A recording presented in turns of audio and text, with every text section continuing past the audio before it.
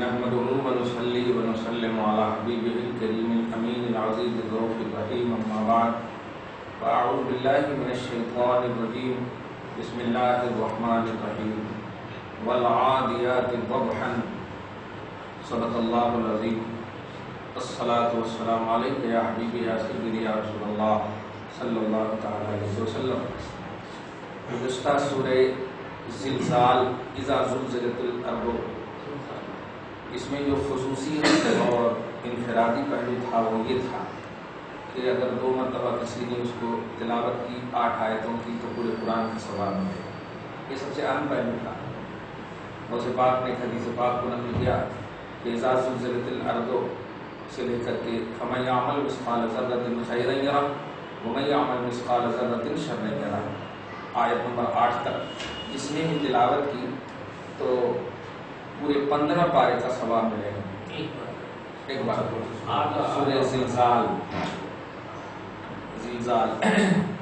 اور 2 مرتبہ پڑھے تو پورے قرآن کا ثواب ملے گا. چلیے بہت اچھی.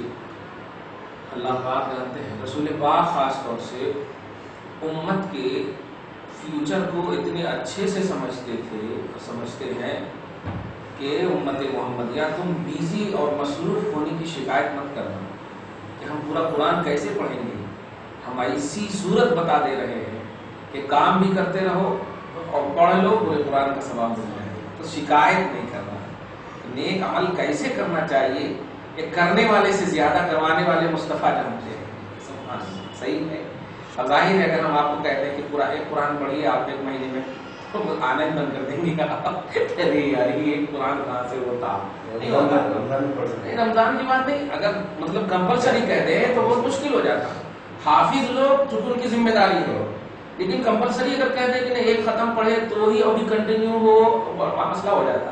لیکن اگر کہیں کہ سورہ زلزال 2 مرتبہ پڑھ دیجیے تو شیور پڑھیں گے، 4 مرتبہ پڑھ سکتے ہیں. یہ رسول پاک کا فیضان ہے. نبی پاک نے ہمیں پہچانا ہے، ہمارے نفسیات کو دیکھا. آج جو سورہ ہے سورہ عادیات ہے. بڑے اچھے سورہ ہیں اور اس میں جمہور کی تفسیر الگ ہے، غوث پاک کی تفسیر جیلانی تھوڑی سی الگ ہے. الگ کس اعتبار سے وہ دیکھیے. سب سے پہلے جو ابتدا میں غوث پاک تفسیر کے پہلے کرتے ہیں، اس میں بھی کل 11 آیتیں.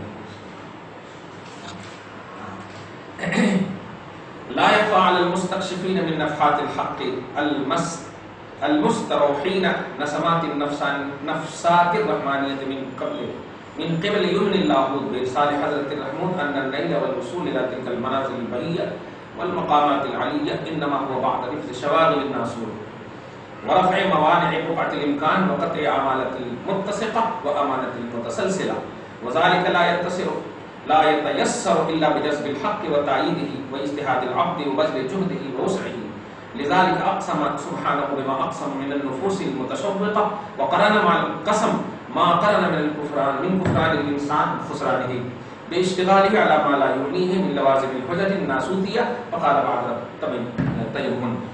کہنے کا مطلب یہ ہے یہاں پہ کہ کوئی بھی بندہ خیر مکمل طور پر اسی وقت حاصل کر سکتا ہے جو اپنی فکر میں عالم لاہوت کو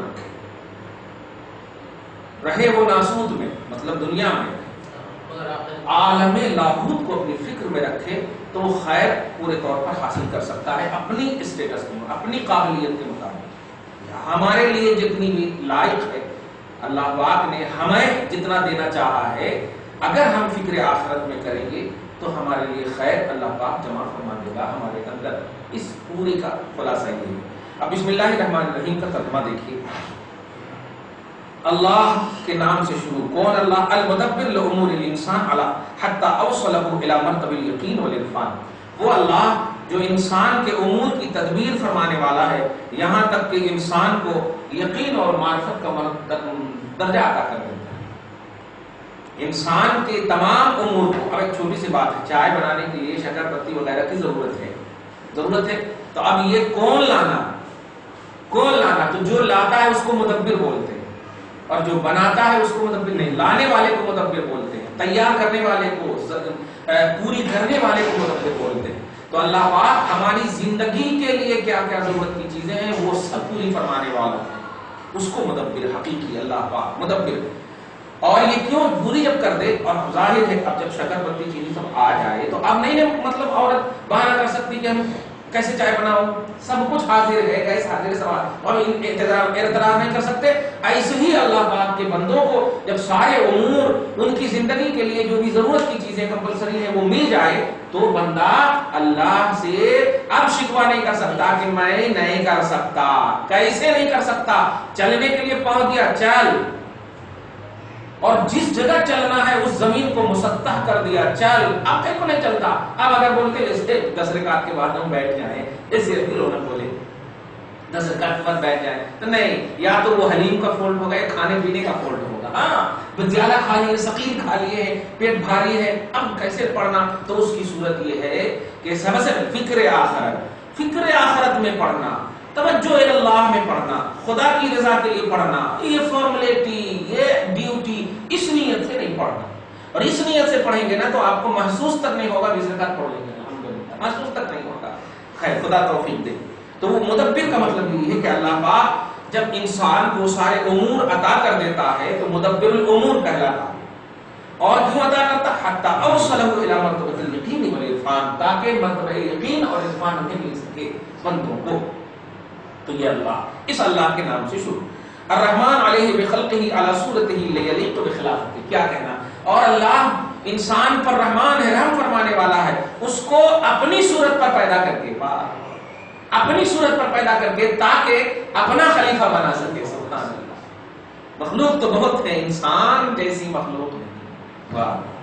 الرحیم, اور انسان پر رحم فرمانے والا ہے. یربی ہے, ان کی تربیت فرماتا ہے. ویہدی ہے, اور ہدایت دیتا ہے. الی حیث, اس مقام کی, یوصلہ الی بحر وحدتہ, جو مقام اسے بحر وحدت میں پہنچا دے, وحدت کے سمندر میں پہنچا دے, اس کی وہ ہدایت فرماتا ہے. غرض کے منبع, سرچشمہ, مرکز, پوائنٹ, تمام فیوز و برکات کا اصلی پوائنٹ اللہ ہی ہے. وہیں سے بہتا ہے. بہنے کا سب سے پہلا جو مرکز ہے, بہنے کے بعد جو گرتا ہے, اس گرنے کا نام محمد الرسول اللہ ہے. اور محمد الرسول اللہ سے ساری مخلوق کو جانتا ہے. اس کو بولتے ہیں اللہ نبی کو عطا کرتا ہے اور نبی سب کو بانٹتے ہیں.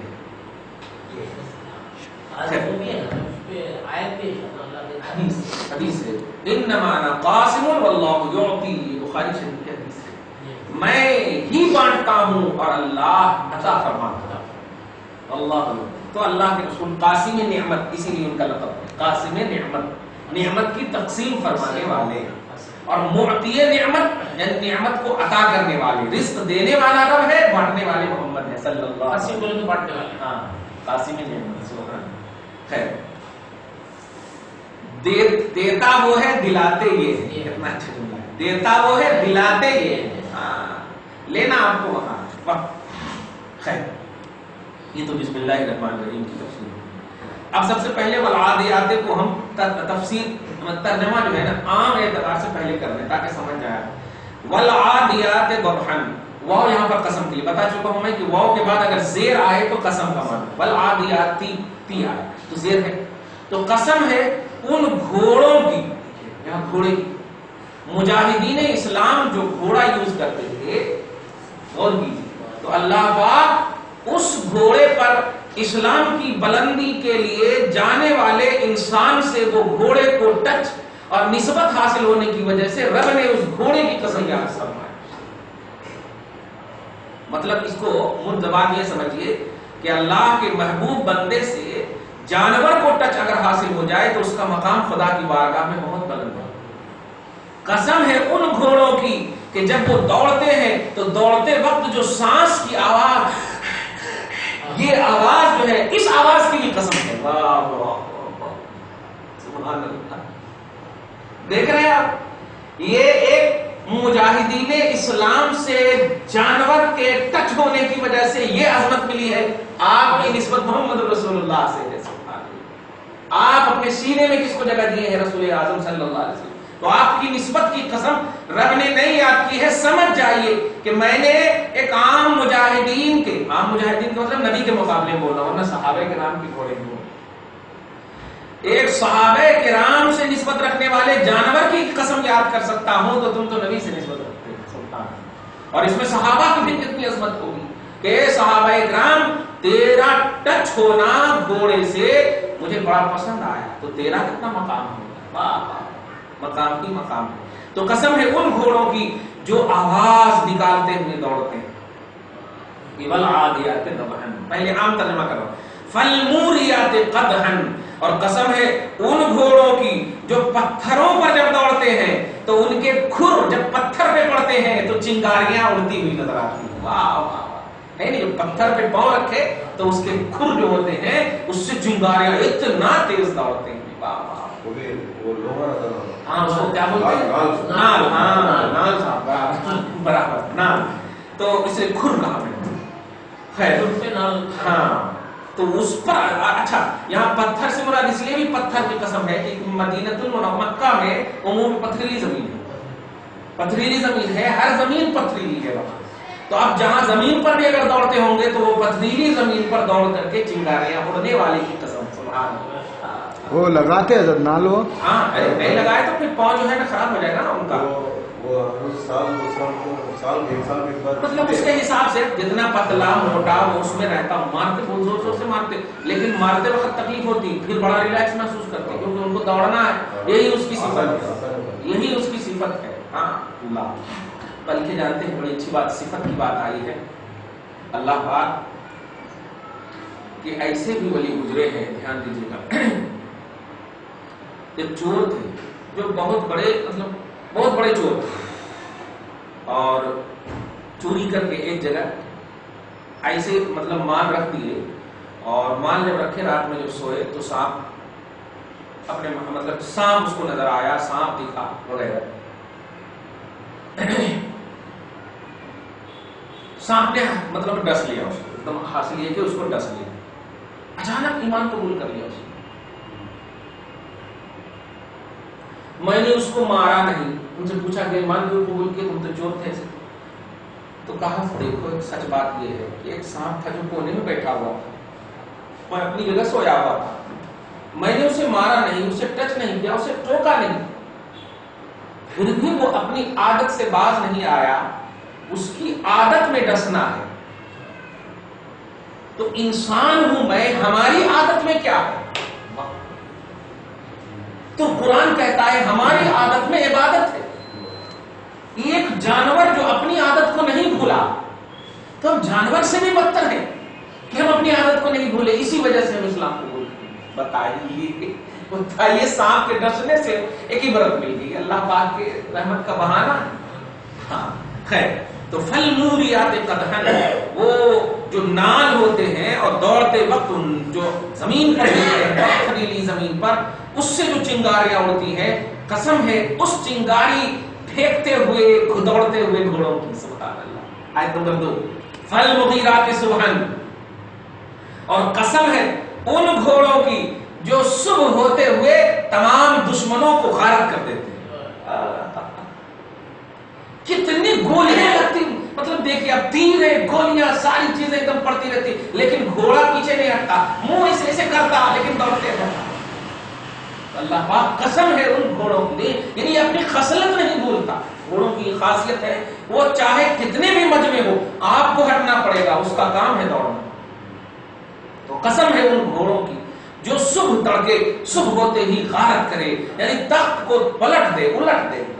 واہ, فَأَثَرْنَ بِهِ نَقْعًا, اور گرد و غبار کو اس طرح اڑا دے کہ اپوزیشن ایک دم پریشان ہو جائے کہ کیا ہوا, کیسے ہوا. فَأَثَرْنَ بِهِ نَقْعًا, گرد و غبار اڑاتے ہوئے دوڑے. آیت نمبر 4, فَوَسَطْنَ بِهِ جَمْعًا, اور دوڑے اس طرح کہ لشکر میں جا کر کے کھڑا ہو جائے اور اپنے مطلب جو اوپر چڑھے ہوئے ہیں ان کی مدد کرے, ادھر مارے تو ادھر جائے, ادھر مارے تو ادھر جائے. واہ کیا کاسی. اب آپ بتائیے کیا اس سے مسئلہ نکل رہا ہے, آپ اندازہ لگائیں.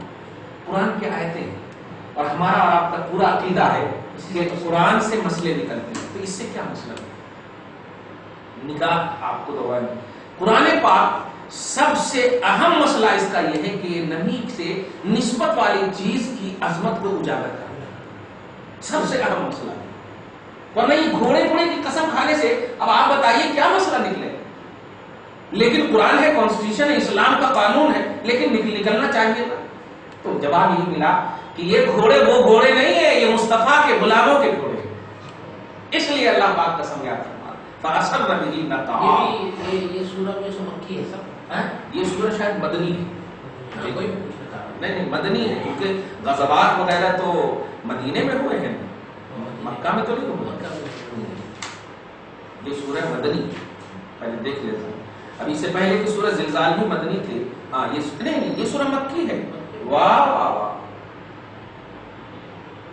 حضرت عبداللہ ابن مسعود کے قول کی بنیاد پر مکی. اچھا، عبداللہ ابن مسعود نے کہا کہ مکی ہے، اور حضرت کیا نام ہے عبداللہ ابن عباس نے کہا کہ مدنی ہے. واہ.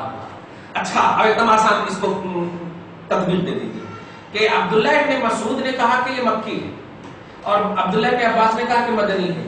مدینہ والا اگر یہ سورہ لیں تب تو آسان ہے کہ جنگیں سب وہیں ہوئی ہیں، اور مکہ والا لیں تو پالنے والے گھوڑے مراد ہوں گے، کہ وہ گھوڑے جو پالتے تھے صحابہ کرام جو پالتے تھے، اور اس پر چڑھ کر کے جو مطلب آراستہ کرتے تھے دین کی بلندی کے لیے یا شکار کے لیے، جس کے لیے بھی یوز کرتے تھے. تو صحابہ کرام سے نسبت رکھنے والے مکی گھوڑے ہو یا مدنی گھوڑے، اس کی قسم. ہاں ٹریننگ، تیر اندازی کی، گھوڑ سواری کی ٹریننگ لیتے تھے. ہاں خیر. فوسط میں بھی جمع، وہ گھوڑے لشکروں میں جا کر بیچ میں کھڑے ہو جاتے تھے اور پھر مجاہدین لڑتے تھے. تو یہ 5 قسمیں اللہ پاک نے یاد فرمائی. اب ترجمہ آگے دیکھیے. ان الانسان لربہ لکنود. آیت نمبر 6. بے شک انسان اپنے رب کا یقینا ناشکرا ہے. یہاں پر قسم کھانے کے بعد، قسم یاد فرمانے کے بعد اللہ پاک کیا بتانا چاہتے ہیں؟ تشریف لائیے. 5 قسمیں اللہ پاک نے گھوڑوں کی. یقیناً ناشکرا ہے. کیسے ناشکرا ہے؟ اب آپ سوچ سکتے ہیں، ابھی میں نے شروع میں کہا کہ ایک گھوڑا جانور، اور پوری دنیا کا اجماع ہے، اتفاق ہے کہ انسان سے اعلیٰ کوئی نہیں، اولاد آدم سے اعلیٰ اشرف کوئی نہیں. بنی نوع آدم کو اللہ نے شرف عطا کی، مکرم بنایا، اشرف المخلوقات. لیکن رب العالمین گھوڑے کی قسم یاد فرمائے، پھر کہہ رہا ہے کہ انسان ناشکرا ہے. اس کا مطلب صرف یہ ہے، اے انسان عبرت پکڑ کہ تجھ سے ٹچ رکھنے والی چیز، تجھ سے نسبت رکھنے والی چیز کو ہم اتنی عظمت دے رہے ہیں، اور تجھے ہم نے ہاتھ دیا، پاؤں دیا، آنکھ دیا، جسم، توانائی، طاقت دیا، اور تو عبادت نہیں کرتا. رزق دیا، شکر ادا نہیں کرتا. اولاد دیا، شکر ادا نہیں کرتا. تو اسی کی طرف اشارہ کر رہا ہے کہ دوسری مخلوق کو تجھ سے نسبت رکھا، اس کی عظمت یہ کر دی میں نے، تیرے اندر میں نے عظمت رکھی، تجھے میں نے ہاتھ، مال، دولت سب کچھ دیا. ان کی بنیاد پر تو ناشکرا کیوں ہے؟ ناشکری اسی بنیاد پر اللہ پاک کہہ رہا ہے ان الانسان لربہ لکنود. بے شک انسان کرم اور احسان کی قسم کی مال و دولتوں سے تربیت پانے کے باوجود لکنود، وہ کیا ہے؟ ناشکرا ہے. ای مبالغ فی الکفران والطغیان. غوث فرماتے ہیں وہ کفران یعنی ناشکری میں اور سرکشی میں بہت زیادہ حد سے بڑھنے والا ہے. اچھا یہاں پر حد سے کیسے بڑھنے والا؟ خود مولا کہے وَإِنَّهُ عَلَى ذَلِكَ لَشَهِيدٌ.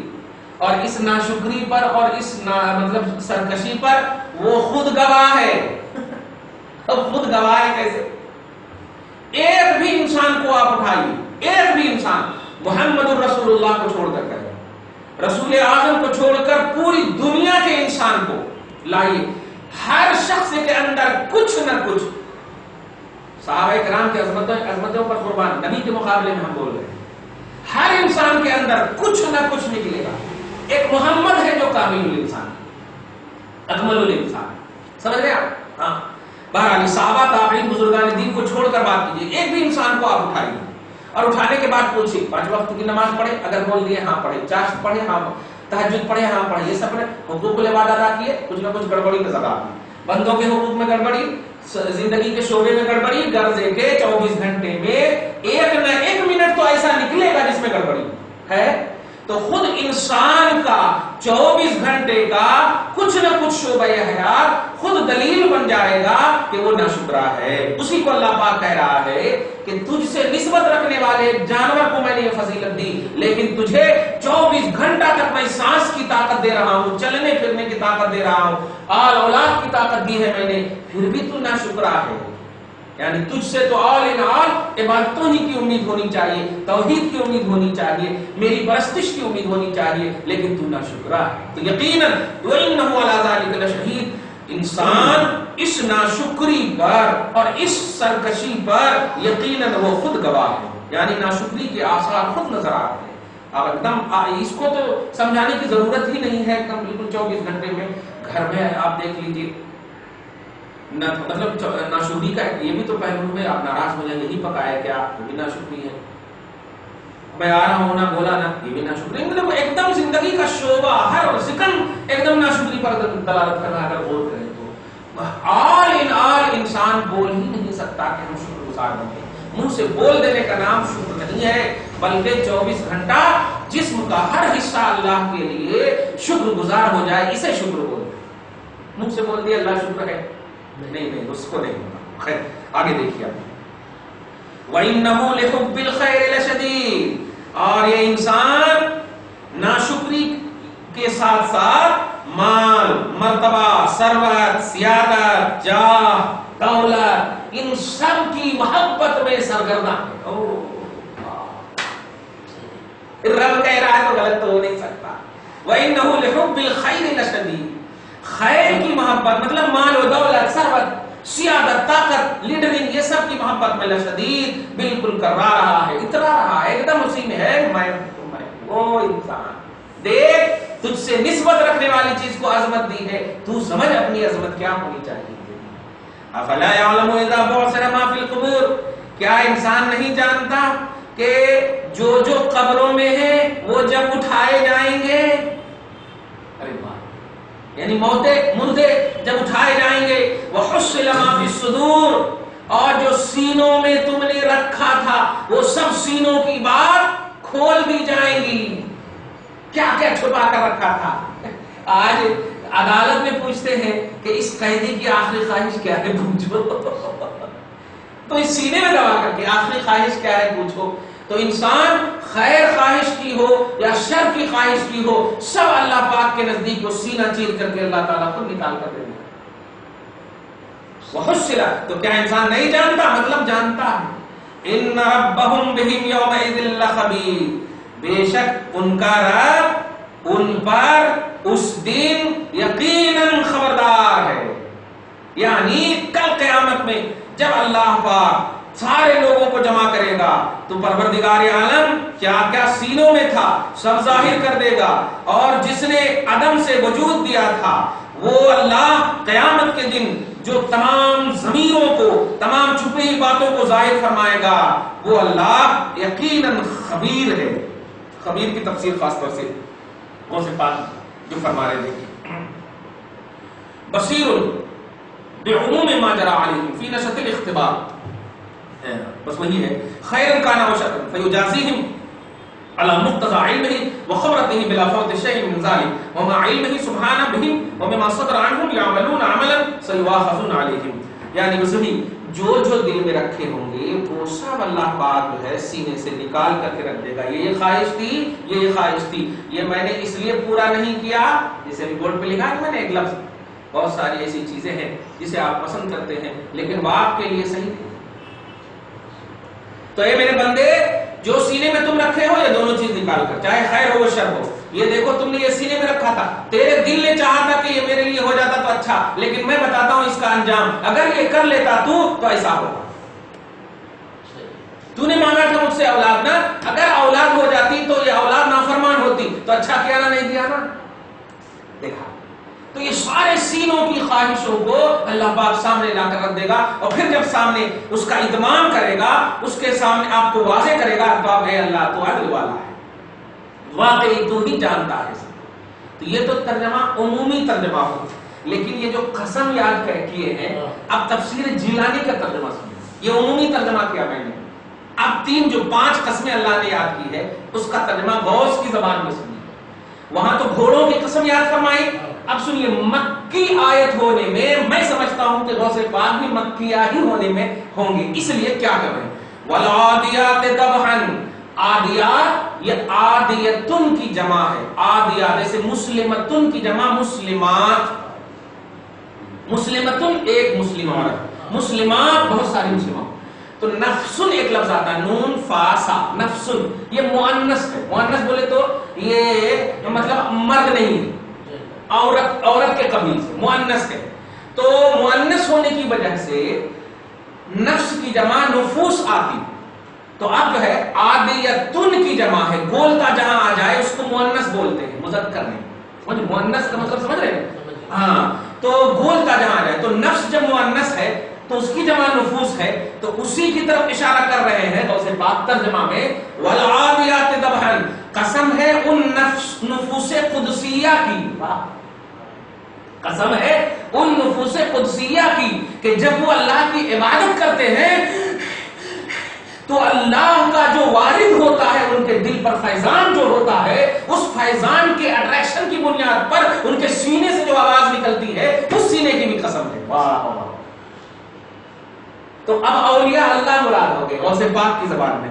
اقسم سبحانہ بالنفوس المقدسہ الزکیہ عن مطلق الرذائل والانسیہ وشبہ فی سرعۃ العدو والجن بالخیول الجیاد. اچھا یہ گھوڑوں کے نام ہیں لیکن نہیں، جس طرح خوبصورت گھوڑے جب چلتے ہیں تو ان کے سینوں سے آواز نکلتی ہے، ایسے ہی نیک اللہ کے بندے جب تاریکیوں میں عبادت کرتے ہیں تو عبادتوں کی وجہ سے جو رب کا فیضان ہوتا ہے تو ان سے ٹھنڈی میں بھی جو پسینے گرتے ہیں جس کی وجہ سے تھکان کے آثار مرتب ہوتے ہیں، پریشانیاں جو لاحق ہوتی ہیں تو سانسیں پھولنے لگتی ہے. اور وہ سانس کی جب آواز نکلتی ہے جس کو کرتے ہیں اس سانس کی بھی قسم. واہ. تو خلاصہ یہ کہ 5 کی قسم جو اللہ نے یہاں یاد کیا کہ قسم ہے ان گھوڑوں کی جو آواز دیتے ہوئے دوڑے اور ریت کو چنگاری دیتے ہوئے دوڑے اور صبح کو تخت پلٹتے ہوئے دوڑے اور پھر گرد و غبار اڑاتے ہوئے دوڑے اور لشکروں کے بیچ میں جاتے ہوئے دوڑے. اب اس کا ترجمہ کیجئے. قسم ہے ان اللہ والوں کی جو عبادتوں کی وجہ سے فیضان الہی میں سینوں سے آواز نکلتے ہوئے عبادت کریں. قسم ہے ان اللہ والوں کی جو فیضان الہی کا نور چمکاتے ہوئے رہتے تھے. دوسرے کا ترجمہ قسم ہے ان اللہ والوں کی جو بدعت اور شرک اور رذیل اور کمینگی کو تمام صبح میں پلٹتے ہوئے نظر آتے ہیں. فالمغیرات صبحا. اور قسم ہے ان اللہ والوں کی، ان نفوس قدسیہ کی جو تمام مطلب یہ کہ علامات توحید چھوڑتے ہوئے نظر آتے ہیں، توحید کی علامت چھوڑتے ہوئے نظر آتے. اور قسم ہے ان اللہ والوں کی جو لشکر خدا میں نظر آتے. واہ. فوسطن به جمعا. لشکر خدا میں نظر آتے ہیں، اللہ والوں کے لشکر میں. جند اللہ کا لقب پڑھیں، حزب اللہ، جند اللہ، یہ سب جملے آئے ہیں قرآن پاک میں. مثلا سورہ مجادلہ کی لاسٹ آیت کریمہ میں اولئک حزب اللہ، اللہ کی جماعت. تو قسم ہے ان نفوس قدسیہ کی جو اللہ کی جماعت میں نظر آتے ہیں. کل میدان محشر جب قائم ہوگا تو یہ اللہ کے ولیوں کی یہ شان ہے. صحیح ابو داؤد کے حدیث پاک ہے کہ انبیاء اور شہداء ایک طرف کھڑے ہوں گے اور اولیاء اللہ کی جو تاج پوشی ہوگی، جو ان کی عظمت کا تاج جب ان کو پہنایا جائے گا تو یہ فرشتے اور یہ شہیداں اور نبیاں یہ سب جو ہے ان پر رشک کریں گے، سب ان پر رشک کریں گے. مصطفیٰ جان رحمت فرماتے ہیں فَهَذِهِ الْآيَةُ أَلَا إِنَّ أَوْلِيَاءَ اللَّهِ لَا خَوْفٌ عَلَيْهِمْ وَلَا هُمْ يَحْزَنُونَ. یہی مطلب ہے کہ یہی اللہ کے ولی ہیں جن پر کوئی خوف نہیں، جن پر کوئی غم نہیں ہے. یہ ایمان پر کامل تھے اور تقویٰ میں کامل تھے. کہنا یہ اولیاء اللہ کی عظیم شان ہے جو تمام مقرب معظم مشرف بندوں میں بھی نمایاں شان رکھتے ہیں. تو یہ اولیاء اللہ کی 5 قسمیں غوث پاک کی تفسیر کے مطابق آپ کو ہم کو فیض کے اعتبار سے ملنے کو سننے کو ملا. دعا ہے پروردگار عالم اس فیض کا صدقہ کاملہ ہم سب کو عطا فرمائے، ہم سب کو ان کے گھٹنوں میں، ان کے قدموں میں رہنے کی توفیق کامل عطا فرمائے. بزرگوں کا سایہ ہم سب کے